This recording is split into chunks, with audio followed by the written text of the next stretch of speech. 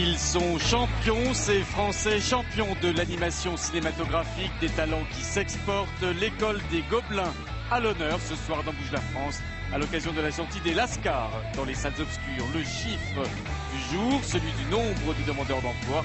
Ils sont désormais 3,62 millions à subir en France les conséquences de la crise. Pierre Slay, Jean-Louis Gombault, c'est Bouge la France. Bonsoir à tous, c'est Bouge la France qui sera un petit peu plus court ce soir, mais quand même avec Jean-Louis Gombault, ce qui est le principal. Bonsoir Jean-Louis. Bonsoir Pierre. Qui va commenter les chiffres du mois de mai du chômage qui sont donc tombés tout à l'heure en fin d'après-midi. Plus 36 400 chômeurs par rapport au mois précédent, je dis au mois au pluriel, parce que c'était du 60 000 par mois depuis un petit moment, depuis le début de l'année. Et on a même eu 80 000, tout à fait. Là, on est quasiment à la moitié. Comment on passe de 60 000 à 36 400 d'un seul coup? Alors, je pense que c'est difficile. D'abord, personne ne crie victoire de passer de 54 000 le mois dernier à 36 000 maintenant. Sur un an, on a quand même plus 26% des demandeurs d'emploi de catégorie A, c'est-à-dire des gens qui n'ont aucune activité. Donc la situation continue quand même de se dégrader, même s'il y a effectivement un ralentissement. Comment on l'explique? La récession en France commence à peu près au printemps dernier, avril 2008. Et aujourd'hui, les statistiques de l'emploi sont intéressantes sur un aspect économique parce qu'il y a une réactivité beaucoup plus forte qu'auparavant. Le marché du travail est beaucoup plus flexible. Donc dès que ça a ralenti, on a vu tout de suite une montée du chômage. Le premier trimestre 2009 a été très mauvais puisque les chiffres sont connus. On a moins 1,2% du PIB sur un seul trimestre, ce qui est absolument considérable. On prévoit pour le deuxième trimestre moins 0,6. Il semble donc que vu là aussi ça va un peu mieux. Ça va un peu moins mal. Et justement ça conforte, ça donne une espèce d'explication un petit peu à ce ralentissement de la dégradation de l'emploi. On passe à 34 000 chômeurs de plus de 54 000, sans doute parce qu'effectivement, la conjoncture économique continue à se dégrader, mais elle se dégrade moins vite qu'au premier trimestre 2009. Ça confirme à peu près ce que nous a raconté l'INSEE depuis plusieurs mois maintenant. Est-ce que ces chiffres sont significatifs? Est-ce qu'on peut en déduire que les grandes vagues de chômage, vous les avez citées, des plus 80 000, plus 60 000, elles sont révolues? Alors, je ne pense pas qu'on puisse conclure cela. D'ailleurs, mais ce qu'on peut voir, c'est qu'on n'aura peut-être pas effectivement les 80 000 dont vous parlez. On va peut-être vers 30 000 de plus par mois, c'est quand même beaucoup. Donc moins 1,2% du PIB au premier trimestre, moins 0,6% sans doute au deuxième trimestre, moins 0,2% au troisième trimestre et 0, nous dit l'INSEE, pour le quatrième trimestre. Si ces chiffres de croissance sont vérifiés, effectivement, on ne devrait plus avoir ces grosses statistiques d'augmentation du chômage qu'on a connu en début d'année, mais le chômage va continuer à augmenter. Il va continuer à augmenter facilement jusqu'à la fin 2010. À la fin 2010, on aura 10% de taux de chômage, c'est-à-dire que ça nous ramène à 1999. Ça nous ramène 10 ans en arrière. Pour le moment, on a deux grosses inquiétudes sur la rentrée. La rentrée ne sera pas facile à deux niveaux. Premier niveau, la Caisse de dépôt et consignation, cet après-midi, a pondu un rapport concluant le pire est devant nous pour la masse des entreprises françaises. 2/3 des entreprises françaises pourraient connaître des problèmes de trésorerie à la rentrée. Donc ça, c'est une situation assez complexe et on pourrait avoir une montée des licenciements économiques à la rentrée. Déjà, ils augmentent de 50% sur l'année, c'est quand même assez considérable. Et là, on peut avoir deuxième problème, les jeunes. Les jeunes, effectivement, les entreprises n'embauchent plus. Sur un an, les offres d'emploi ont baissé de 23%. Or, qu'est-ce qu'on embauche? Évidemment, c'est les jeunes. Donc, on a des vagues de jeunes, pour des raisons de génération, qui arrivent sur le marché du travail. Non seulement, quelque part, on licencie des salariés, mais on n'embauche plus. Donc, et vous remarquerez que le chômage des jeunes augmente 2 fois plus vite que le chômage moyen. Mais, encore une fois, d'ici à la fin de l'année, on aura une augmentation du chômage, mais elle sera moins rapide que ce qu'on a connu en début d'année. Bon, il n'y a pas un début de bonne nouvelle quand même dans tout ce que vous dites, un petit coin de ciel bleu quand même si on veut chercher un coin de ciel bleu, il faut aller chercher donc au-delà de 2010, bien entendu, et ça c'est évidemment au-delà de à partir de la mi-2010, et là c'est assez compliqué à trouver. Il faut se raccrocher aux perspectives économiques qui généralement font consensus, c'est-à-dire un début de reprise à peu près à la mi-2010. C'est là où on estime que les plans de relance... On suppose. Oui, parce que c'est là où on estime que les plans de relance, qu'ils soient français, allemands et même américains, commenceront véritablement à jouer. Là où ça commence, que les banques commenceront véritablement à se débarrasser de l'ensemble de leurs actifs toxiques. Donc on table sur une reprise à peu près à cette période. Mais pour que ça se répercute sur l'emploi, il faudra attendre la fin 2010. Donc d'ici tous ces prochains mois, ça ne sera pas, disons, une forte hausse du chômage, mais on voit difficilement comment le chômage ne pourrait pas continuer à augmenter lentement, mais sûrement. Très bien, merci beaucoup Jean-Louis. On va parler d'une industrie en France qui marche très très bien, c'est l'animation. À la sortie de ce film Lascar, qui est sorti donc il y a une semaine et qui marche très très fort, on va vous expliquer pourquoi c'est une spécialité française, les films d'animation. Et oui, des sacrés Lascars sur les écrans, ils font sourire la banlieue par leur pérégrination de vacances. Des Lascars nés de l'imagination et du talent de prodige de l'animation. Ils sont ce soir sur le plateau de Bouge la France. Albert Pereira Lazaro, le réalisateur des Lascars, et Frédéric Nagorny. Ils professent l'animation à l'école des Gobelins à Paris. Tout de suite, quelques extraits de ces Lascars bien sympathiques.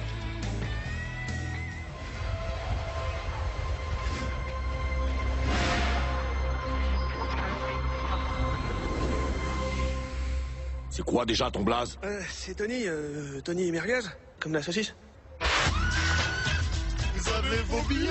T'es sûr qu'on a nos billets, nous? Qu'est-ce que tu crois? On part dans 2 jours. T'as lu le billet?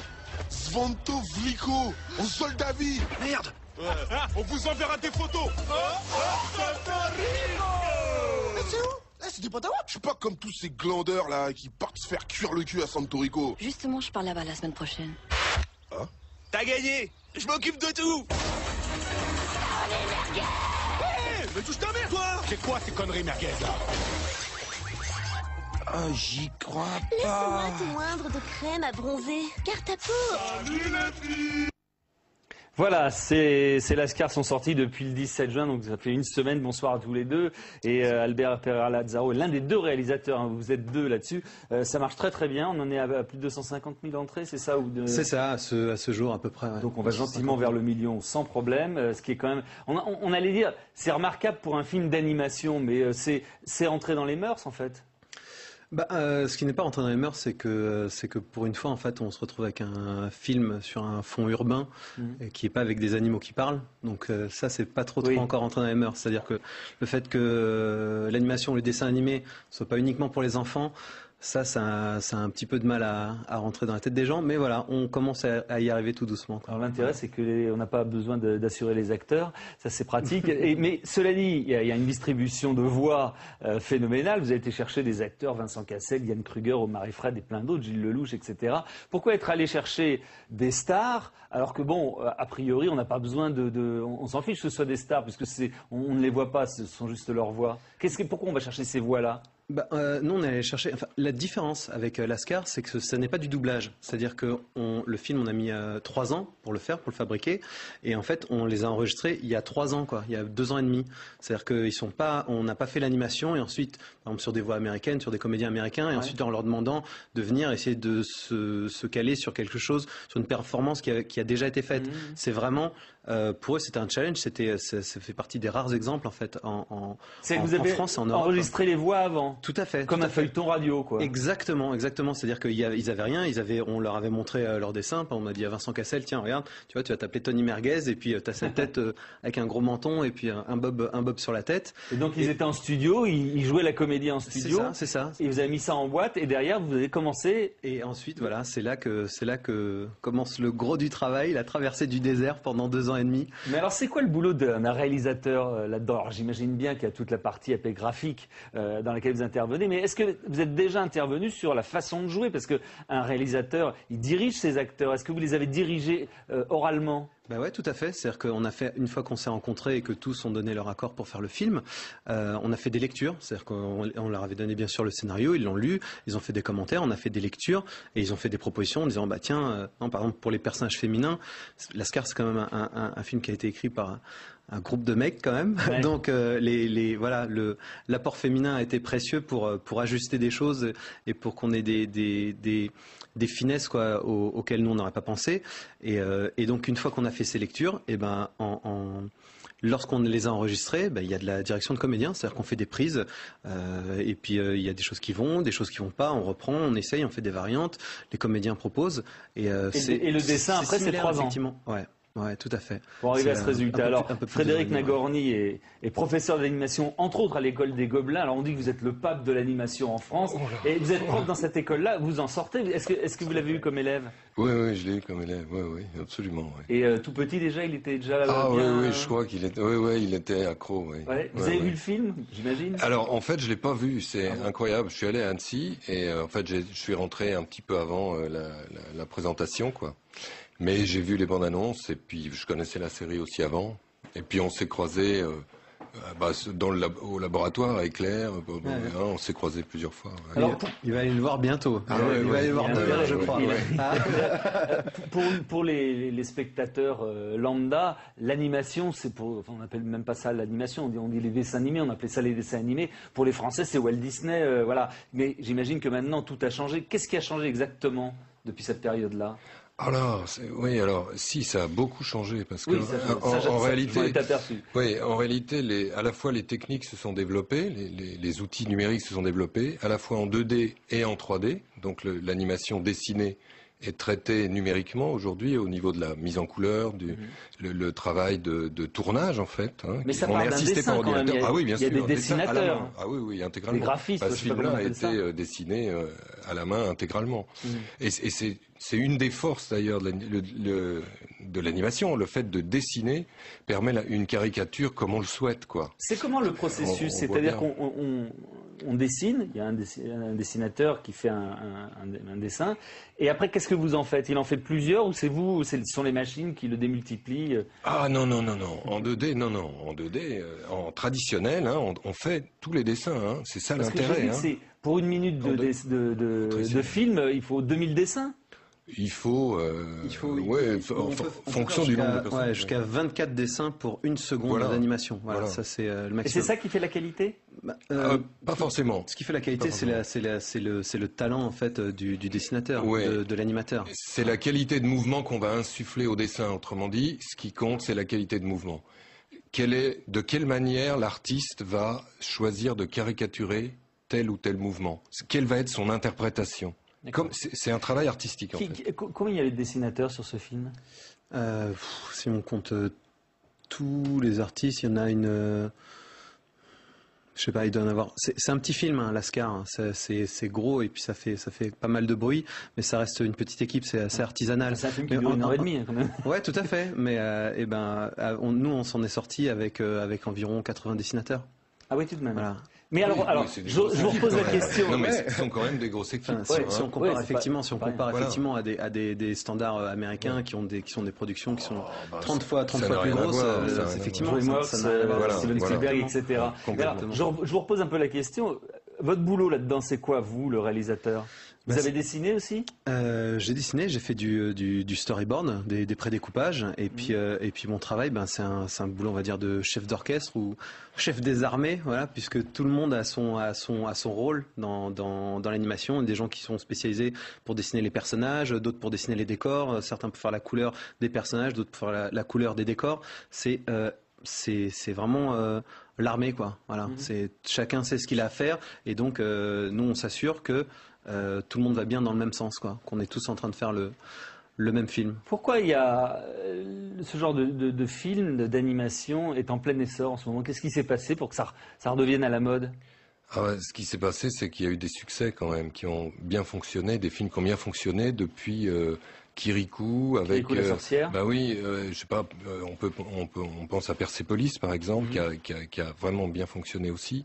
Et à chaque fois, ce qui est intéressant, c'est que ce sont des films qui se démarquent des standards habituels, puisque il y a maintenant une tradition un peu établie en France, on peut dire, de recherche graphique à proprement parler, où on recherche des designs originaux. Ça vient de quoi cette tradition, ce qui est devenu une tradition française?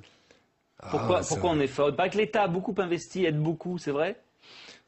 Oui, l'État aide évidemment, mais je crois que c'est une tradition assez ancienne, ça remonte au 19e siècle. La caricature, on avait des dessinateurs incroyables, comme Daumier par exemple, sont des monuments en fait. Hein. Et donc il y a toute une tradition mais même du dessin de presse d'ailleurs, on est issu de ça, on a cette tradition, de la bande dessinée, aussi énormément. Et donc... ces dessinateurs, ceux que vous avez utilisés, et d'autres sont tous des jeunes, parce que c'est quand même une culture, la culture banlieue, il faut quand même connaître, quoi. Je veux dire, faut s'en imprégner pour arriver à la restituer en dessin. Non, c'est juste tous d'excellents artistes. C'est-à-dire qu'il y a vraiment tout un... Ils ont entre quel âge et quel âge? Ils ont entre le plus jeune doit avoir 24 ans et le plus vieux doit avoir pas loin de 50. Voilà. Et ils arrivent parce que ils ont cette ouverture d'esprit et le talent à se fondre en fait. C'est-à-dire qu'il y a comme une des spécificités de l'animation, c'est d'être capable de se fondre dans un style, de soi-même de pas avoir de style et de pouvoir faire un film comme Lascar ou faire autre chose d'extrêmement différent et d'être capable de le restituer de la même façon sans qu'on voit sa patte qui est juste le niveau artistique et technique qui soit là, mais sans qu'on se dise ah oui je reconnais ça c'est un tel qui l'a dessiné, ça c'est pas possible. Ouais. Il faut qu'il y ait une forme d'uniformisation. Tout le monde doit en fait avoir l'humilité. Il faut qu'il y ait une cohésion générale. Exactement. Il faut rentrer dans les. Il y a des chartes graphiques, en gros. Exactement. D'accord. En fait, c'est beaucoup lié à l'écriture, je crois, parce que c'est quand même très écrit au niveau des dialogues, et le jeu de comédien, comme il a eu lieu avant. Évidemment, l'artiste, lui, il a le son dans l'oreille. Il peut imaginer. Et oui, et la caricature, il peut s'en donner à plein, quoi. Donc il y a vraiment un travail à la fois sur le design, le mouvement, et qui donne une grande cohérence en fait au film. Mais néanmoins, vous avez écrit un petit peu, s'il y a une scène, n'importe quel dialogue, les acteurs, enfin disons les personnages font quelque chose. Donc c'est vous qui exprimez, qui leur dites, voilà, ils sont en train de faire ça, il faut les dessiner en train de faire ça, et puis après ils se débrouillent. Il y a plein d'étapes, c'est-à-dire qu'on fait un storyboard, par exemple, où on va caler la mise en scène. Vraiment, on prend nos voix et ensuite on met les voix sur le storyboard. Et ça s'appelle par exemple une animatique. Et ça nous permet de voir déjà de commencer à faire une forme de montage avec des plans en noir et blanc, avec les voix. Parce que après fabriquer, vraiment faire le processus d'animation, c'est extrêmement coûteux. Donc on ne peut pas se permettre d'en animer 5 ou 6 heures pour en faire 1h30. Parlez-nous de cette école des Gobelins. Apparemment, ça fait un tabac, et même aux États-Unis, puisque les studios DreamWorks de Steven Spielberg, on en parlait tout à l'heure, paraît-il, font des ponts d'or aux meilleurs qui sortent de cette école. Il faut dire que ça a l'air assez difficile. Il y a 800 candidats et 25 places seulement. Oui, c'est un peu ça. Bon, actuellement, on tourne autour de 650 candidats. C'est normal que les 25 ils soient forts. À l'entrée, on les sélectionne sur leur niveau de dessin, en fait, et également leurs compétences au niveau de l'analyse filmique quand même. Il faut qu'ils aient un peu travaillé, mine de rien, qu'ils aient pris du recul par rapport à l'image, un petit peu. Donc en général, ils ont fait des écoles préparatoires. Ils sortent d'où, voilà, c'est ce que... Ils ont fait des écoles préparatoires en dessin. En dessin, mais aussi en cinéma. Certains ont fait des licences en cinéma, ça arrive. On a un peu de tout. On peut avoir des architectes, c'est assez étonnant.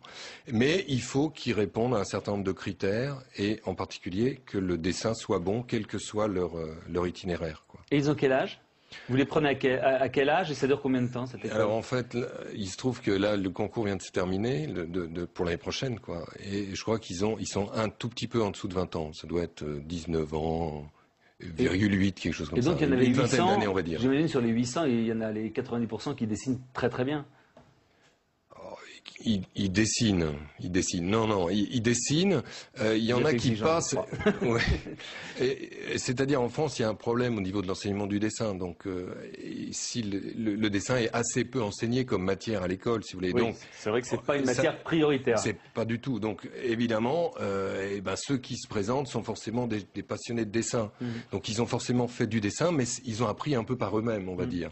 Et du coup, il leur faut quand même des écoles préparatoires pour atteindre un certain niveau. Souvent, ils ont fait 2 ans d'école préparatoire avant de pouvoir être pris. La moyenne, c'est ça, vous voyez. Est-ce que ces jeunes, vous dites, bon, ils ont la culture du dessin, c'était votre cas, j'imagine, ils ont la culture aussi du cinéma. Est-ce qu'ils ont aussi la culture de ce qui fait l'univers de nos enfants, les PlayStation, les jeux vidéo, etc. Est-ce que ça joue, justement? Ah oui, oui. Ah bah oui, ça joue, c'est normal. Ils baignent dedans, quoi. C'est eux les ouais. consommateurs. Mais par exemple, prenons-vous, parce que vous êtes encore très jeune. Est-ce que c'est ça qui vous a donné envie de dessiner? Quel a été l'apport des jeux vidéo pour vous faire aimer cet art graphique? Je pense que c'est quand même des domaines très différents. C'est-à-dire que la bande dessinée, l'animation, le jeu vidéo, même s'il y a des ponts, on va dire, il y a l'aspect graphique qui rentre en jeu à un moment, c'est quand même des domaines très très différents.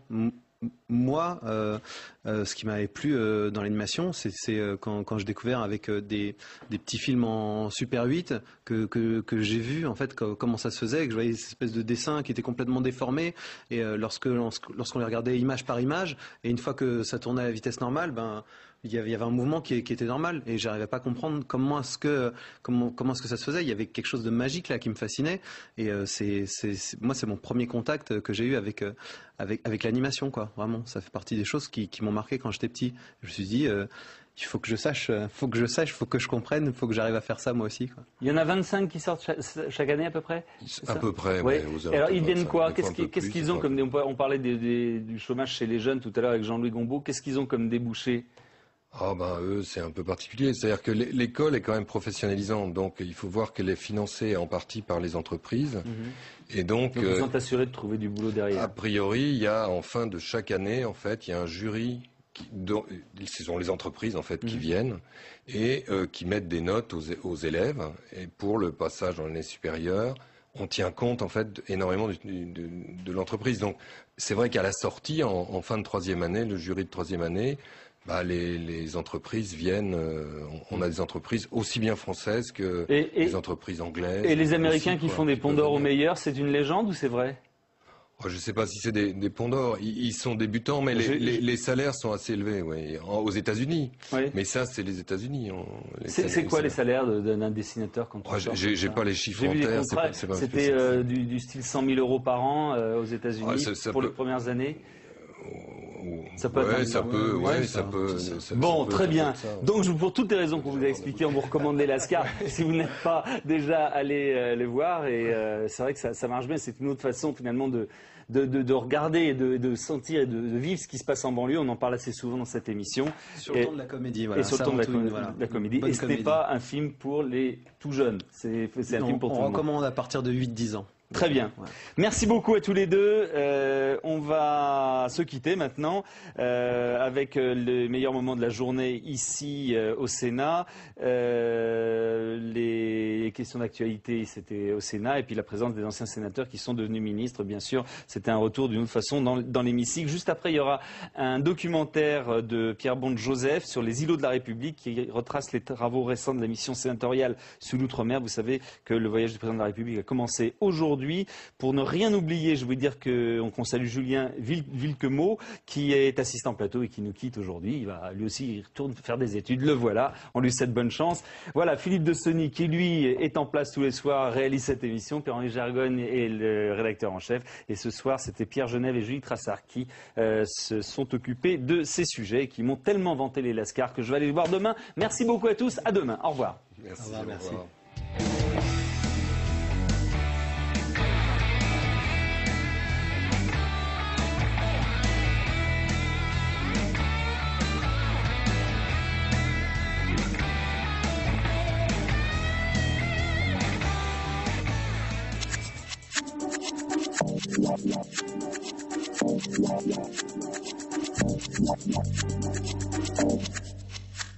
Monsieur le Premier ministre, plutôt que la fuite en avant, essayons ensemble de comprendre pourquoi vos recettes ne marchent pas, sans renvoyer toujours à la crise qui n'explique pas tout.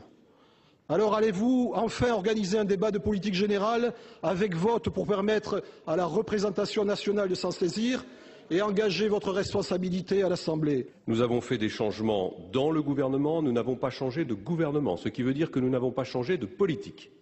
La politique que nous conduisons, c'est celle à laquelle vous vous opposez depuis 2 ans et c'est celle que la majorité soutient depuis 2 ans.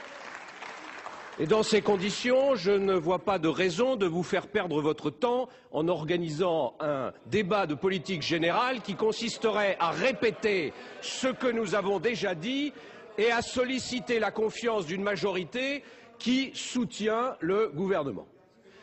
Je vous adresse cette question en tant que parlementaire, mais aussi en tant qu'ancien maire de Cherbourg et ancien de DCN Cherbourg. Elle concerne l'attentat survenu le 8 mai 2002 à Karachi contre les personnels de DCN. Le 18 juin dernier, lors d'un entretien avec les familles au tribunal de grandes instances de Cherbourg, les 2 juges d'instruction antiterroristes chargés de l'enquête ont avancé la thèse d'un règlement de compte lié à des non-versements de commissions, la qualifiant de piste cruellement logique. Une information judiciaire est ouverte depuis le 27 mai 2002, c'est vrai. Et je peux vous assurer que les 2 juges qui en sont chargés bénéficient de toute l'aide nécessaire, y compris en matière de coopération internationale. Parce que le gouvernement, les gouvernements, sont très attachés à ce que la vérité soit faite sur ce qui s'est passé. Et qu'ainsi, la justice puisse aussi passer.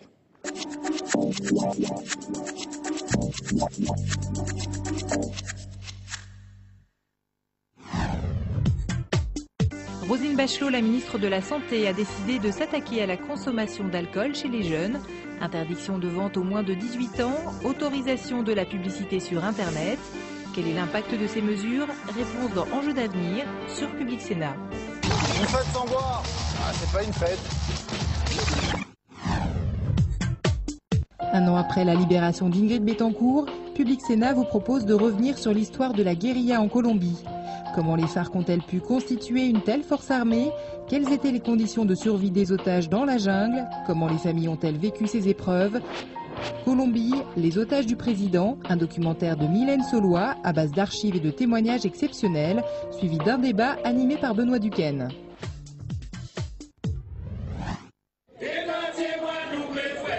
Bonsoir tout le monde.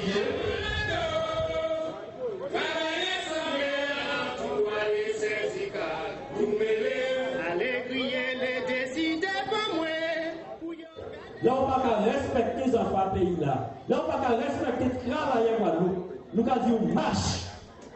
Guadeloupe pas tard. Entreprise Guadeloupe pas tard. Depuis le mois de mars 2009 et les 44 jours de grève générale en Guadeloupe, le mouvement social n'a pas connu de répit. Ce soir-là, des familles, des chefs d'entreprise, des curieux aussi, sont venus au meeting en plein air du LKP écouter le leader de leur mouvement.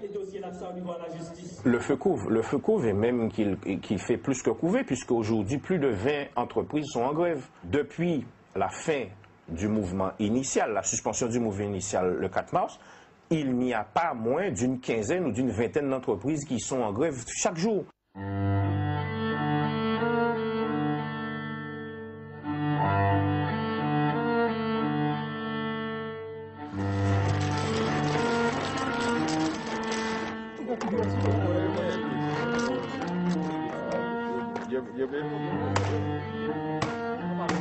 Pour passer le temps, ces pompistes en grève jouent au domino. Voilà des mois qu'ils se battent contre l'installation des pompes automatiques. 800 emplois sont menacés dans une île où le taux de chômage frôle les 25%. Dépêchés sur place, une mission sénatoriale est chargée d'écrire un rapport pour éclaircir les causes du malaise. Une dizaine de sénateurs, toutes tendances confondues, nommés en urgence. Pour leur premier déplacement, cap sur Marie-Galante, à 1 heure de bateau de Pointe-à-Pitre. Une petite île de 12 000 habitants, perdue au large de la Guadeloupe, un bout de France qui cumule les handicaps. Les difficultés de transport, on les comprend. Là, on est sur Marie-Galante, donc il y a 3 traversées dans la journée, donc 6 allers-retours. Donc il y a des contraintes horaires, il y a des difficultés aussi d'avoir le bateau à partir d'une certaine heure. Si vous avez des jeunes insulaires qui font des études ou qui vont passer des examens, tout ça, ça a un coût financier. Hein. En plus des difficultés, effectivement, d'horaire, de trouver peut-être même un logement sur l'île de la Guadeloupe pour faire ses études, etc. Donc pour les familles, il y a des coûts financiers importants. Bien Bien sûr, il y a le soleil, bien sûr, il y a l'eau bleu turquoise et les palmiers. Mais les touristes sont plutôt rares cette saison. Une mauvaise nouvelle de plus, sur une île où tout est plus cher, sauf certains produits de base, à condition que les commerçants renoncent à leur marge. Là, vous voyez, le lait, ce pot de 900 grammes, il fait 14 €. Mais là-dessus, je gagne 50 centimes d'euros ou 1 euro maximum. Mais je le fais par question d'humanité, parce qu'entre les couches et les laits, pour une maman, ça va très vite. Marlène est pharmacienne et maire de Capesterre depuis 2001. Elle porte à bout de bras son commerce et sa commune. Elle revient tout juste du tribunal convoqué pour des charges patronales impayées. Comme sa pharmacie sur l'île, 90% des entreprises ne sont pas à jour de leurs cotisations. C'est général, hein? On a des huissiers en permanence aux trousses. Malgré les nouvelles mesures qui ont été prises, ils continuent à nous persécuter, je dirais. Et beaucoup de chefs d'entreprise ne peuvent pas se payer. Moi, ça fait, depuis que j'ai ouvert, depuis 2 ans, je ne peux pas encore me payer. Dans ces conditions, impossible de remporter des marchés publics et de toucher des subventions. Un cercle vicieux qui précipite nombre d'entreprises au tapis. À Marie-Galante, le taux de chômage est de 7 points supérieur à celui de la Guadeloupe. Madame le maire a maintenant rendez-vous avec les sénateurs, des sénateurs qui ne s'attendaient peut-être pas à un accueil aussi froid. Je suis maire depuis 20 ans. J'ai vu au moins une trentaine de ministres passer à Marie-Galante. Et c'est toujours la même chose. On remet des documents, on nous fait de belles promesses, et puis après, absolument rien. L'État, à mon avis, cherche à larguer la Guadeloupe. Je le dis comme je le pense. L'État décrédibilise les élus. J'ai le sentiment que les ressentis sont exacerbés un peu plus fort ici. C'est peu dire l'amertume des élus locaux jugés inutiles par une partie de l'opinion. En quelques semaines de contestation, le LKP a obtenu ce qu'il demandait depuis longtemps sans jamais être entendu. Hausse de 200 € sur les bas salaires, application du RSA et baisse des prix de 100 produits de première nécessité. Direction la sucrerie, le poumon économique de l'île, ou du moins ce qu'il en reste. La production est arrêtée, la faute au matériel vétuste rongé par la rouille. Sous la broyeuse, immobile, les bottes dans les flaques de jus macéré, cet ouvrier accepte de parler de ses conditions de travail d'un autre temps. On enlève les résidus qu'on met dans une brouette et qui va sortir dehors pour être ramassé et jeté par la suite. Quand il pleut, c'est un mélange de boue, de terre, de résidus de canne. En même temps, il y a le chaud, il y a le froid. Donc, on ne peut pas travailler décemment. Le mouvement de révolte est bienvenu. Parce que ça fait belle lurette que le peuple guadeloupéen souffre en silence. Mais maintenant, ils ont décidé de se prendre en main, de dire ce qui ne va pas. Et par le biais du LKP, on peut s'exprimer.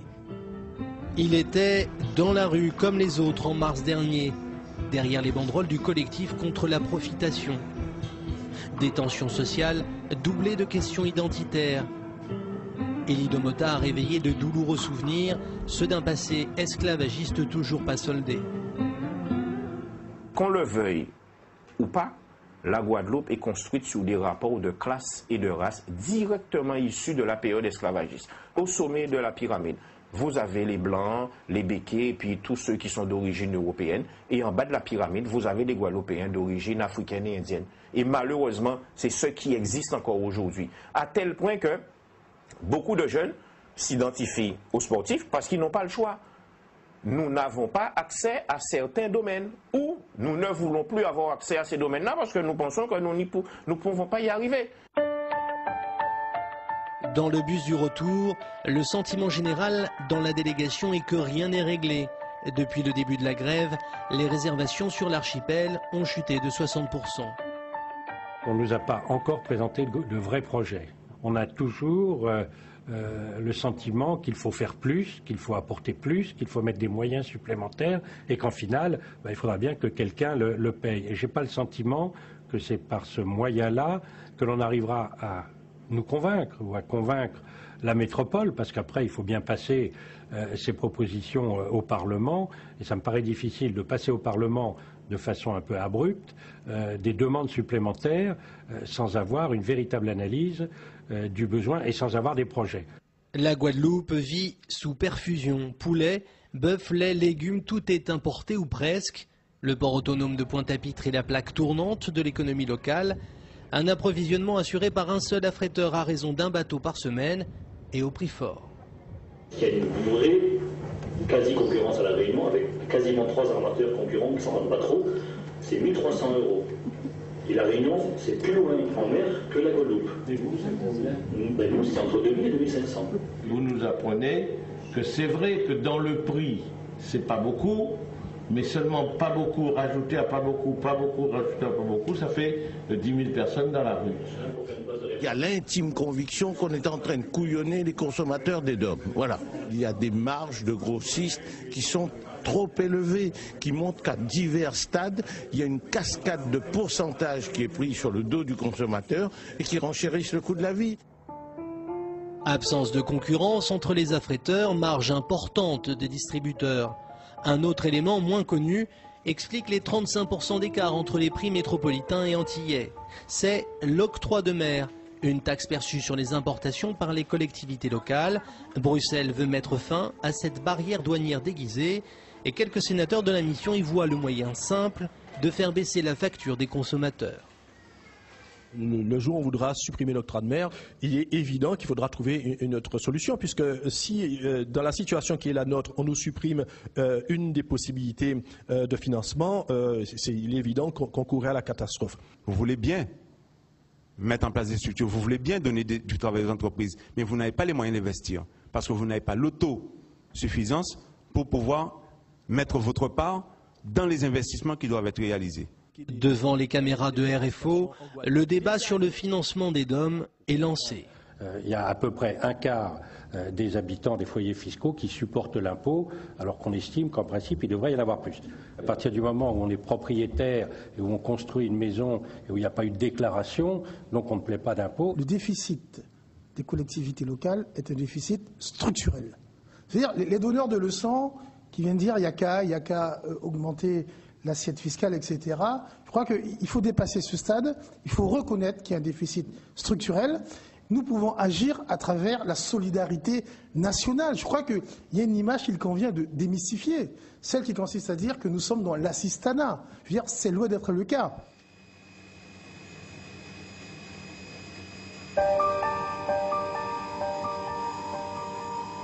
Cap sur la Martinique, l'éternelle concurrente de la Guadeloupe.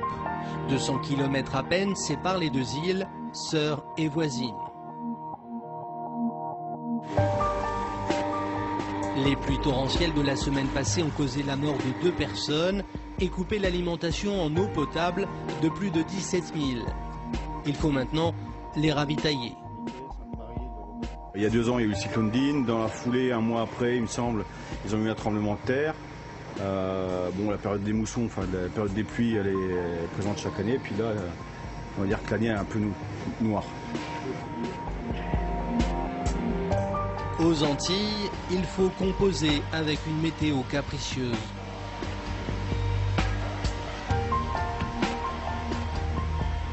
À chaque fois qu'elle fait les courses, Marie-Christine n'achète que l'essentiel et que des premiers prix. Et pourtant, avec 2 enfants, cette Martiniquaise de 27 ans arrive tout juste à joindre les 2 bouts avec le RMI. On jongle, c'est-à-dire que ce mois-ci on ne va pas payer l'eau, on va payer l'électricité et le mois prochain on va faire l'inverse. Voilà. On jongle, on n'a jamais terminé en fait. Ça fait 6 ans et je n'ai jamais réussi à être sans dette. Si tu pouvais m'entendre. Dans son appartement presque trop grand, faute de mobilier, résonnent les accords de sa dernière composition. Tu es mon idéal, le seul qui m'aime. Tu m'attrapes, me plaques quand je dérape. Tu me manques. Entre 2 petits boulots, Marie-Christine rêve de devenir chanteuse. C'est l'artiste montant Et je travaille pour lui, chez les cœurs pour lui, voilà. Et puis ça me permet d'avoir des bouches-trous, voilà, une petite fiche de salaire, en bonne et due forme, bon, c'est une reconnaissance. Ça fait longtemps que je travaille au noir quand même. Mais là, quand on a un chèque et puis on se sent respecté, puis c'est le début pour entrer dans le système. Un bulletin de paye pour tourner le dos au mauvais sort. Viens mon ange, retracer le ciel, j'irai crucifier ton corps, pourrais-je dépunaisser tes ailes, embrasser, je m'endors. Comme Marie-Christine, 40% des jeunes sont au chômage. En Martinique, on parle désormais de chômage de masse. Les locaux du Pôle emploi de Fort-de-France sont tout neufs. C'est l'agence la plus fréquentée de l'île. 300 personnes viennent ici chaque jour se partager les 7 nouvelles offres quotidiennes. Il y a souvent des histoires difficiles parce que bien souvent on ne peut pas leur proposer un emploi tout de suite.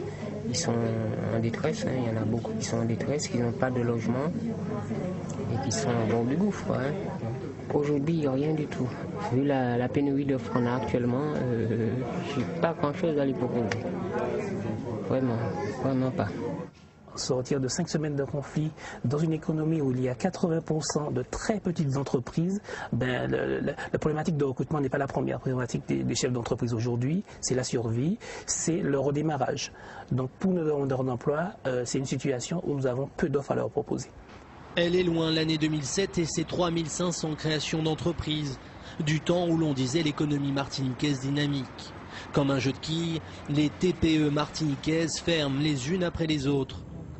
Frédéric connaît le tissu économique de Pointe-à-Pitre comme personne. Elle est chercheuse d'emploi, comme d'autres cherchent de l'or. On ne peut pas, si vous me permettez l'expression, s'offrir le luxe de négliger qui que ce soit. On ne peut pas aujourd'hui se dire, bon, telle entreprise, c'est une petite boîte, finalement c'est un artisan, il travaille tout seul, bon, c'est pas la peine. Ben non, notre logique aujourd'hui, c'est de se dire, tiens, il travaille tout seul, et pourquoi il travaille tout seul? Et est-ce qu'un collaborateur, ça ne serait pas un moyen pour lui de se développer?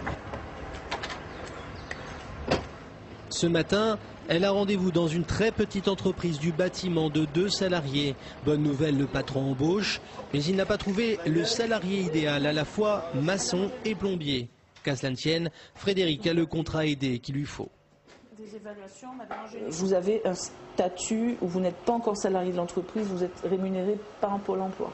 Pendant cette période, donc c'est une action de formation, mais comme son nom l'indique, qui est bien préalable au recrutement. Sans jamais être découragée, elle a parfois le sentiment de remplir un panier percé. J'ai eu à faire des embauches entre guillemets, je vais mettre des guillemets, parce qu'en fait c'était des personnes qui travaillaient là depuis longtemps mais qui n'étaient pas déclarées. C'est quoi l'avantage pour vous de ne pas déclarer? Je ne paye pas mes charges. Je dis, monsieur, mais vous avez moins de 10 salariés, de toute façon, loi d'orientation outre-mer, etc., vous êtes exo. Ah bon? Ben oui. Et en plus, parmi elles, il y avait une personne qui avait une reconnaissance travailleur handicapé, donc en plus, non seulement il a déclaré ses salariés, mais en plus il a eu des aides. Un secteur semble ignorer la crise, la banane. 260 000 tonnes par an exportées à plus de 90%. Dans l'île, 6 000 personnes travaillent pour cette filière. Nous attendons que les Français consomment d'abord la banane martiniquaise. C'est un acte citoyen qui permet de soutenir une activité importante pour la Martinique et pour les Antilles françaises. Elle est bonne en plus. Ah, elle est très bonne. En plus, elle est très bonne. Un retour en grâce pour une production frappée par le cyclone Dean en 2007. Aujourd'hui, 70% de la production est certifiée agriculture raisonnée. Une réduction des pesticides de plus de 60% entre début des années 2000 et aujourd'hui. Une culture aujourd'hui qui est certainement une des plus propres au monde. Cela n'a pas toujours été le cas. Interdit aux USA dans les années 70, le chlordécone, puissant insecticide toxique, a été utilisé aux Antilles jusqu'en 1993, 3 ans de plus qu'en métropole, à la demande de ceux qui aujourd'hui mettent en avant l'exemplarité de la filière. Toutes les terres bananières ont été contaminées. Mais en plus, le chlordécone était normalement uniquement réservé aux bananiers. Mais les bananiers avaient aussi des cultures maraîchères et quelquefois, comme c'est un produit très violent, ils le mettaient aussi sur les cultures maraîchères. Bon, si bien que ça a contaminé les terres mais aussi un certain nombre de compatriotes, puisque sur l'enquête qui a été réalisée au laboratoire de l'hôpital, 2000 femmes enceintes étaient positives, quelle que soit leur origine. C'est peut-être la cause de certains cancers, notamment de la prostate, du foie, etc. Dans la lutte contre le charançon de la banane, des pièges naturels ont aujourd'hui remplacé les produits chimiques. Mais impossible de dépolluer les sols, impossible donc de produire des cultures maraîchères pour le marché local. Il faut revoir ce modèle économique qui avant reposait systématiquement, je dirais, sur ce qu'on appelle une économie de comptoir, donc vers l'exportation, en oubliant effectivement cette activité, cette économie vivrière. Alors c'est ce qu'on appelle le développement endogène. Le développement endogène, c'est comment nourrir sa population. Or, on voit bien que le taux de couverture est à ce jour très faible. Dans les DOM, cohabitent sur le même territoire une région et un département. Parfois concurrents, c'est le cas en Martinique, où les présidents du Conseil général et du Conseil régional se contestent l'héritage du député Aimé Césaire, décédé en 2008. Une figure tutélaire qui assurait la cohésion de cette île de près de 400 000 habitants. 20 h, la nuit tombe sur Fort-de-France. Après avoir rencontré le LKP en Guadeloupe, c'est au tour du collectif martiniquais du 5 février d'être reçu. D'une île à l'autre, le constat est le même. Nous voulons vous dire qu'il y a dans la population, d'après ce que nous percevons, une colère sourde. Nés du mouvement social, ces collectifs que l'on retrouve dans chaque DOM rassemblent syndicats et associations, une coalition inédite et soudée qui demande toujours l'augmentation des minima sociaux comme le RMI. Le gouvernement s'est-il engagé à cette augmentation sur les minima sociaux? Le gouvernement ne s'est engagé à rien, sinon à appliquer ce qui serait décidé en France. Par exemple, sur les allocations familiales, il y a une augmentation, une petite augmentation de la familiale, donc on aurait la même. Le problème ici, c'est la sous-rémunération globale des salariés. Les minima sociaux ne sont pas suffisants. Quand on voit le problème spécifique qui est rappelé de façon importante par les comités qui se sont constitués, que ce soit la situation des personnes âgées, la situation des handicapés. Je le disais, quand les minima sociaux sont calculés sur le prix du coût de la vie en métropole et qu'ici il est nettement plus élevé, il y a une inégalité. Donc tout cela, il faut travailler à plutôt faire que la rémunération, les petites rémunérations soient tirées vers le haut. Quand on voit la situation ici, tous les indicateurs, il faut absolument un plan d'urgence pour les DOM, spécifique, adapté à chaque île. Pas injecter des petites choses ou seulement défiscaliser ici ou là. Non, là c'est du volontarisme et en même temps quelque chose qui doit faire électrochoc. 5, 4, 3, 2, 1, top. Allumage Vulcain.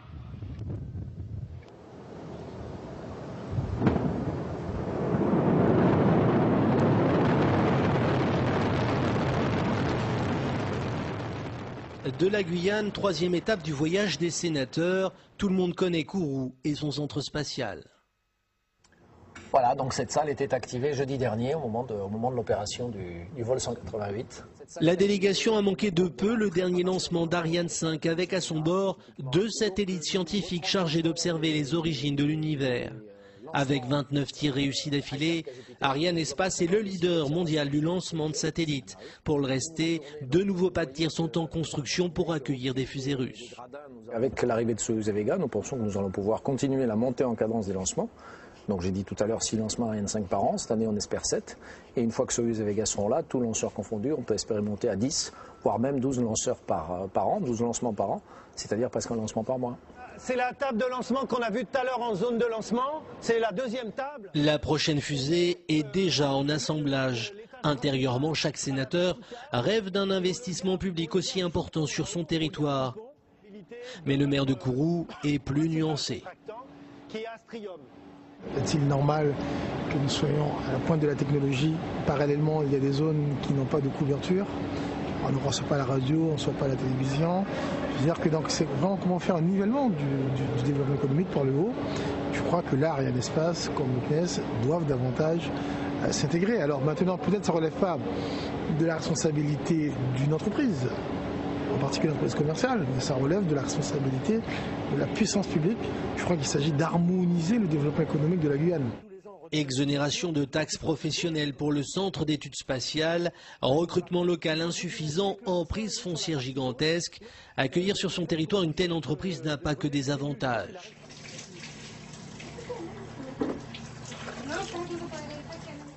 Sortie du site spatial, retour sur Terre, nous sommes seulement à quelques kilomètres dans un village dit brésilien.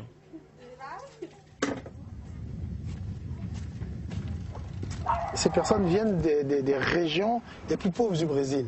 C'est la misère en réalité qui les emmène ici.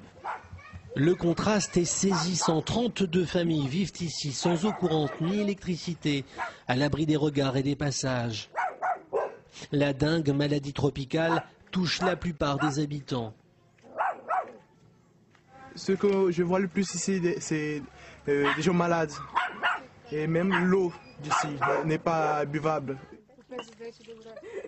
Il y a même un puits là-bas, où les enfants jettent des déchets. Ils se baignent avec cette eau-là. Ils se lavent, ils lavent la vaisselle, les vêtements avec ça. Mais il y a aussi l'eau qui vient des nappes d'eau en dessous de terre qu'on boit. Parce que tout le monde ne peut pas aller à Kourou pour aller chercher de l'eau, ni acheter de l'eau en bouteille. Alors on doit se débrouiller comme on peut. Piago est né ici, mais il n'a pas encore ses papiers. Pour l'administration française, il est invisible, comme tous les enfants de ce village clandestin. Pourtant, ils sont scolarisés. C'est une charge supplémentaire, c'est évident. Et dans cette charge, quand on parle de dotation globale de fonctionnement, quand on parle, c'est pas compris, je veux dire. L'État ferme les yeux sur cet aspect et comment la solidarité nationale devra apporter des réponses justement pour nous permettre, nous, les communes de Guyane, de résorber cet habitat insalubre, sauf si on se donne les moyens de maîtriser nos frontières, ce qui est loin d'être le cas, aussi bien du côté du Suriname que du côté donc, du Brésil. La frontière brésilienne, nous y voici, sur un territoire grand comme un quart de la métropole. Les sénateurs veulent se rendre compte de la perméabilité de la frontière et ils ne vont pas être déçus. Le fleuve Oyapock, long de 370 km, sépare la France du Brésil. Dans le village de Saint-Georges, tous les 50 mètres des embarcadères, 1 € suffit pour changer de rive sans aucun contrôle. Il y a beaucoup de Brésiliens, tous les jours ça passe Brésilien ici. Tous les jours, ça passe Brésilien, clandestins. N'importe l'heure, il y a toujours les clandestins ici. De l'aveu même de la police, ils sont plusieurs centaines par jour à venir, des hommes et des femmes enceintes dans l'espoir d'accoucher et d'obtenir la nationalité française pour leurs enfants. Et ce ne sont pas les 33 gendarmes récemment installés qui peuvent endiguer le flux. Est-ce qu'il faut une exception en ce qui concerne le droit du sol? La police et la gendarmerie ne suffiront jamais à régler ce problème. Alors bien évidemment, on fait des expulsions lorsqu'on trouve des clandestins, mais je dirais c'est vider la mer avec une petite cuillère. On a bien vu ce matin en visitant le village pudiquement on disait que derrière une petite rangée de maisons, il y en avait 100 ou 200 derrière, dans laquelle les gens sont dans l'illégalité la plus complète. À Saint-Georges de l'Oyapock, la délégation découvre un morceau de France bien éloigné de ce que certains connaissent. Je pense que les enfants doivent être heureux, ils vivent en pleine liberté, en autonomie comme ça, sans avoir de rigueur, d'école ou d'obligation. Donc je pense que les enfants sont heureux. Par contre, c'est des choses qu'il faut quand même remettre de l'ordre parce que ça ne peut pas durer longtemps comme ça. Il faut les éduquer, il y a tellement de choses à faire afin qu'il y a du travail, vraiment du travail. Un décalage abyssal pour la sénatrice du Val d'Oise, mais la délégation n'est pas au bout de ses découvertes. La tradition amérindienne veut par exemple que les habitants se réunissent pour préparer la farine de manioc, base de l'alimentation. L'année prochaine, un pont enjambera le fleuve, une révolution pour ce village de 3500 habitants. La nouvelle route ira de Saint-Georges à Caracas, au Venezuela, mais les échanges avec le grand voisin brésilien ne seront pas toujours possibles. L'importation de bétail ou de viande est interdite au nom des règles sanitaires édictées par Bruxelles. Et ceux qui veulent entrer légalement auront toujours besoin d'un visa. La circulation des Français au Brésil est libre, mais la circulation des Brésiliens en Guyane française n'est pas possible. Donc aujourd'hui, pour un Brésilien de Yapoc puisse venir en visite et acheter ne serait-ce qu'une bouteille de vin, il lui faut un visa qui est obtenu à Brasilia.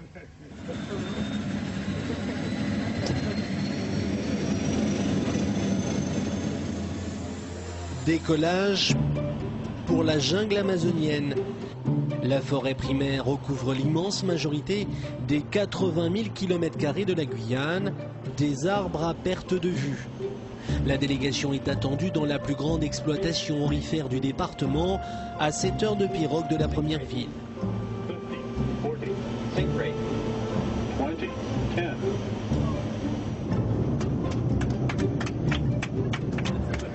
Une exploitation familiale à ciel ouvert dirigée par 7 femmes, Carole, Ostorero, héritière et aventurière.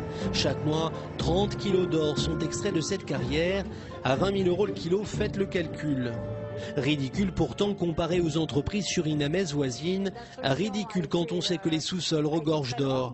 Oui, mais en Guyane, on ne peut pas prospecter où l'on veut au nom de la protection de la biodiversité amazonienne. Il y a des, enfin moi je sais pas, on est en pleine crise, il n'y a pas d'emploi, on cherche des emplois et on enterre là 30 tonnes. Prouver, c'est difficile de trouver, de prouver 30 tonnes. C'est des années de recherche.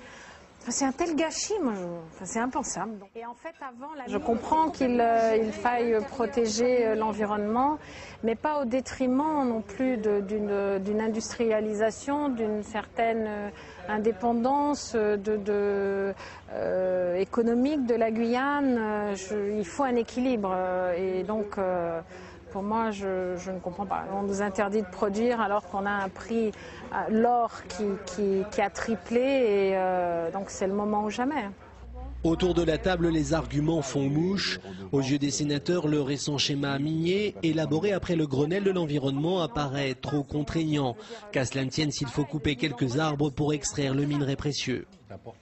Nous avons un potentiel minier très important, pas seulement dans l'or, dans beaucoup d'autres minéraux, et que le sol de la Guyane est gelé à plus de 53%. On ne peut être que mécontent, d'autant plus que nous considérons, pour beaucoup de Guyanais, que l'or est une locomotive. Qu'à partir de l'or, même s'il s'agit d'une ressource non renouvelable, nous pouvons quand même entraîner le développement de l'agriculture, du bois, de la pêche, qui sont des secteurs de développement plus durables. Dans les baraquements, les ouvriers brésiliens ou surinamais se font discrets pendant la visite. Des conditions de travail et de rémunération, les sénateurs ne sauront rien ou si peu de choses. Peu d'informations aussi sur le chiffre d'affaires réel de la mine. À cette distance de Cayenne, difficile d'opérer des contrôles réguliers et de percevoir les redevances aurifères. Sur la pelouse de la place des Palmistes, à Cayenne, les enfants jouent après l'école. La population guyanaise a été multipliée par 8 en 50 ans. C'est dire l'urgence du plan de rattrapage réclamé par les élus. Ce poisson, c'est de l'acoupa rouge, pêché au large des côtes. Les enfants de Cayenne n'ont pas la chance d'en manger. Celui servi à l'école est importé de métropole. Une aberration de plus, la faute au cahier des charges des cantines. Pour les enfants, pour les hôpitaux, vous avez besoin de portions d'un grammage bien spécifique. Parce qu'il y a des menus qui sont faits et il faut respecter ces menus. Et nous, aujourd'hui, nous n'avons pas de place pour mettre de machines modernes. Et donc, il y a des marchés où nous ne pouvons pas répondre. Et donc, ça pénalise toute la filière. Limitée dans sa croissance, cette entreprise a décidé de geler les embauches. Le développement de la production locale pour la satisfaction des besoins locaux est pourtant l'une des pistes privilégiées par les sénateurs. Changement d'échelle, cap sur l'île de la Réunion dans l'océan Indien, un territoire 40 fois plus petit que celui de la Guyane, mais 4 fois plus peuplé. Malgré les difficultés, la Réunion semble mieux s'en sortir que les autres DOM. Pour un peu, on se croirait dans le bocage normand. La production de lait est bien supérieure à celle des autres îles. 4 fois par semaine, ce camion monte à plus de 1500 mètres chercher le lait de l'exploitation. Père et fils dans la salle de traite, l'image est peu banale à La Réunion. Il y a 30 ans encore, on ne produisait rien. Et les premiers troupeaux venus de Normandie ont été décimés par un parasite local. Aujourd'hui, 35% du lait consommé dans l'île est produit localement.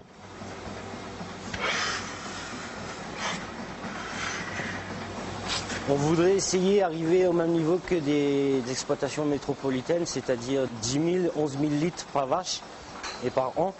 Et ici, pour l'instant, on est à 9 000. On va essayer de travailler sur l'alimentation, parce qu'en métropole, elles ont du maïs toute l'année, et ici, nous, on ne peut pas faire pousser le maïs. Importer du maïs, trop cher. Pour rester compétitifs, ces pionniers de l'élevage comptent avant tout augmenter la taille de leur exploitation. Mais voilà, au pied des volcans, il faut d'abord creuser la roche avant de pouvoir imaginer planter du fourrage.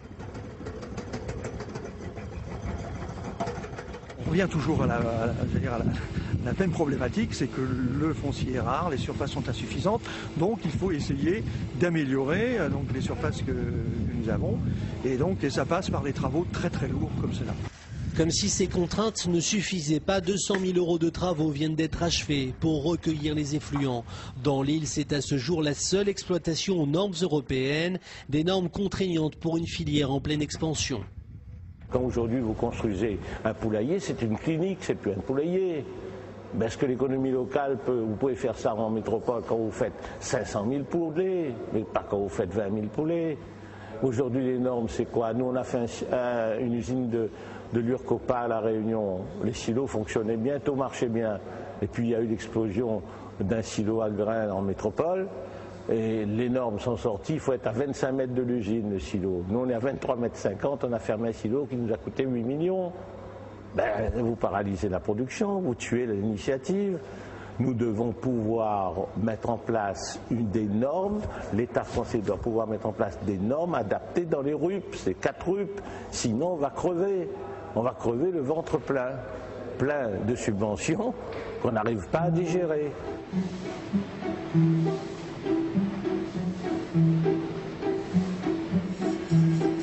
Une matière première précieuse dans une île 2 fois plus petite que la Corse. Chaque litre produit localement réduit la dépendance aux importations.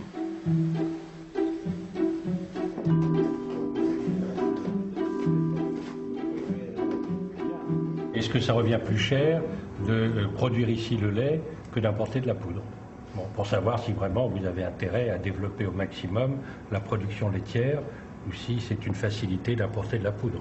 Les prix sont peut-être limites au niveau des prix de revient, mais il est important de donner du travail aux Réunionnais. Si on part du principe que ça coûte cher, il ne faut plus rien faire à La Réunion. On distribue le RMI, on donne des aides, et puis voilà. Donc il faut absolument que nous fassions du développement. Nous allons mettre la Charlotte. À 75 ans passés, Paul Martinel est un éternel optimiste. Les Réunionnais ne mangeaient que du fromage importé. Qu'à cela ne tienne aujourd'hui, il déguste son camembert produit sur place. Plus fade, moins agressif au palais. Pour garder le marché, la concurrence normande a baissé ses prix, vertu supplémentaire s'il en était d'une production locale. On ne fait pas de fromage pour l'instant. Bon, on fait des yaourts et un peu de lait. Il y a peu de lait aux Antilles. En fait, c'est simple.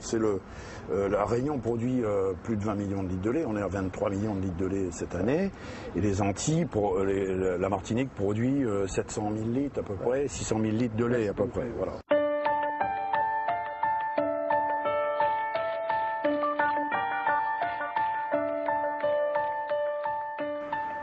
L'île de la Réunion est souvent présentée comme le bon élève des DOM.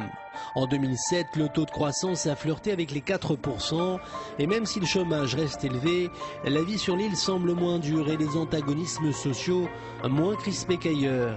Les autorités parlent volontiers d'un modèle réunionnais de développement.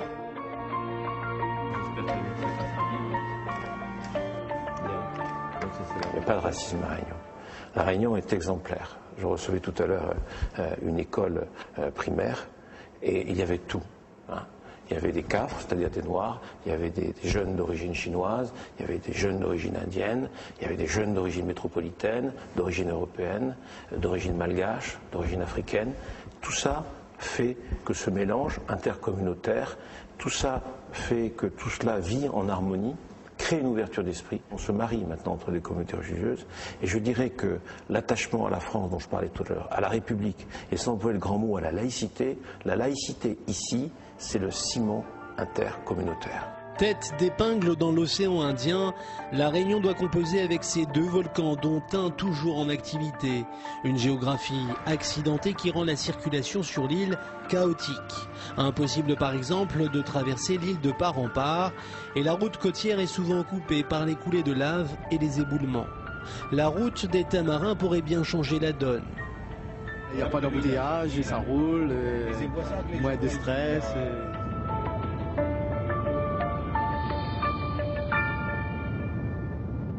C'est le chantier de tous les superlatifs, 120 ponts, un viaduc de 750 mètres et un coût lui aussi exceptionnel, 1,2 milliard d'euros pour 34 km à peine. C'est le même câble que vous retrouvez à la fois dans le tablier, qui ressort et qui re-rentre. Pont de Millau, ce sont des câbles qui tiennent le tablier. Voilà. Et que vous ne retrouvez pas à l'intérieur de la structure. Des ouvrages comme ceci, vous en avez une vingtaine dans le monde. Les contraintes des ouvrages à La Réunion, c'est évidemment de tenir compte des saisons cycloniques, des vents cycloniques. Ce sont des vents qui peuvent atteindre 200 à 300 km/h, 170 km en rafale. Et c'est également les pluies torrentielles qui font que nos ouvrages sont largement dimensionnés en ce qu'on appelle les ouvertures et les gabarits hydrauliques. Une 2 fois 2 voies, véritable route balcon dominant la mer. À terme, 65 000 véhicules devraient emprunter cette route chaque jour.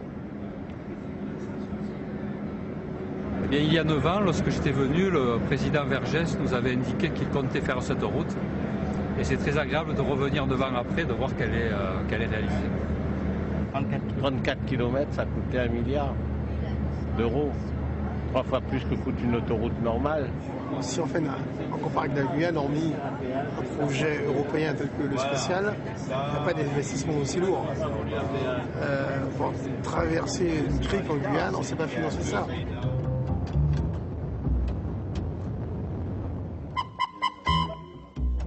Les patrons, surtout ceux du BTP, voient d'un mauvais œil la fin d'un chantier titanesque qui a artificiellement tiré la croissance de l'île pendant 6 ans. C'est la priorité à l'emploi. Une inquiétude doublée d'une incompréhension. Les sénateurs ont voté la fin de la défiscalisation de la construction de logements haut de gamme. Pour des raisons politiques, on dit, voilà, mais il faut mettre en place, supprimer les niches fiscales ou les plafonner, parce que c'est pas normal que certaines personnes ne payent pas d'impôts. Mais on est désolé, ces personnes ne payaient peut-être pas d'impôts, mais parce qu'ils injectaient de l'argent dans l'économie, donc créaient de la valeur. Le système des subventions, c'est peut-être très bien, mais là, il y a des projets où les sommes arrivent 2 ans après le lancement du projet. Pour des TPE, c'est pas supportable. Les TPE, c'est tout de suite qu'elles ont besoin de l'argent. Et la défiscalisation permet de verser des subventions immédiatement. Face à ce retournement de conjoncture, les patrons craignent d'être lâchés par les pouvoirs publics. Le face-à-face tourne à la confrontation. Comment sont fixés vos taux de rentabilité?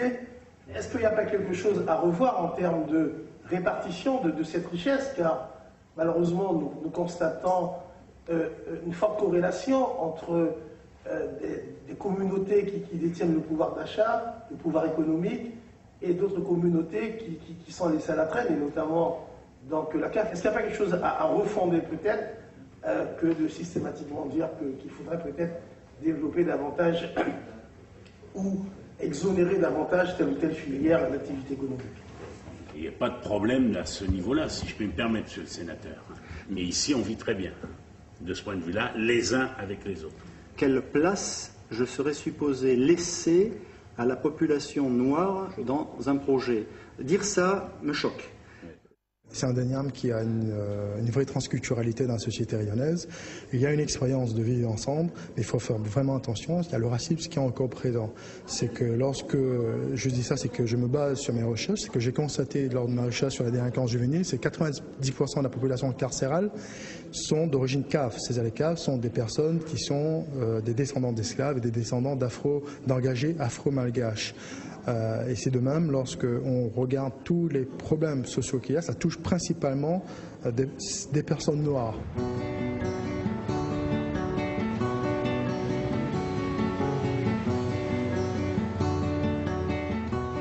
Quartier du Chaudron à Saint-Denis, le bien nommé. Bonjour, comment ça va et comment va la santé? C'est le lieu de toutes les contestations. Déjà en 1991, c'est d'ici qu'étaient parties les émeutes urbaines. À l'intérieur de cette école primaire désaffectée, les habitants du quartier se regroupent pour discuter de leur avenir. Et c'est nous qui sommes concernés par les problèmes. Mais je crois que les gens qui sont des décideurs n'ont jamais eu de problème de facture d'électricité impayée. Joël ne peut pas mettre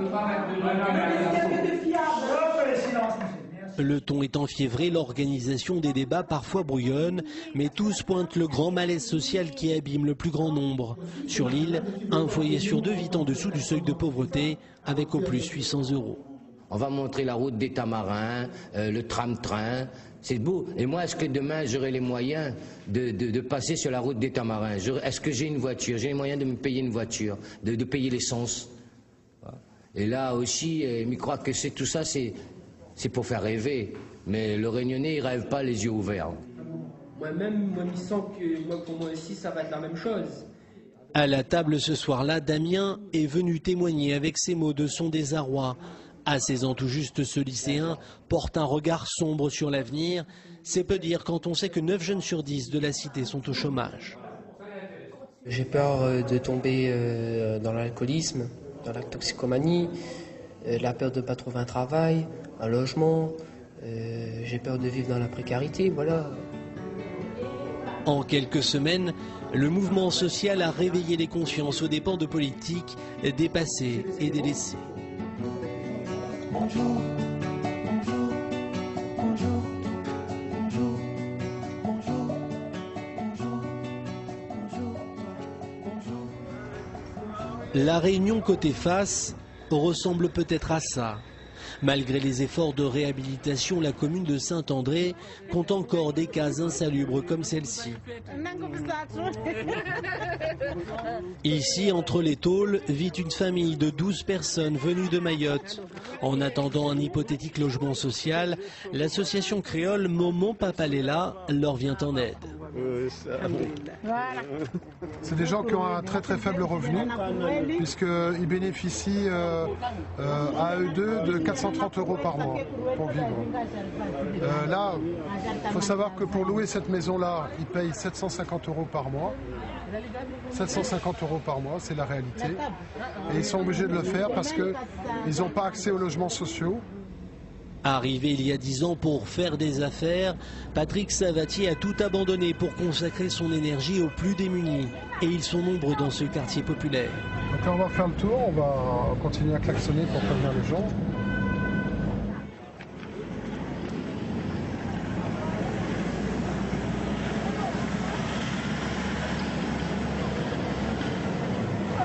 De lait, 3, taux, 6. Et après, pour les gâteaux, il faut mettre avec un franc là-bas.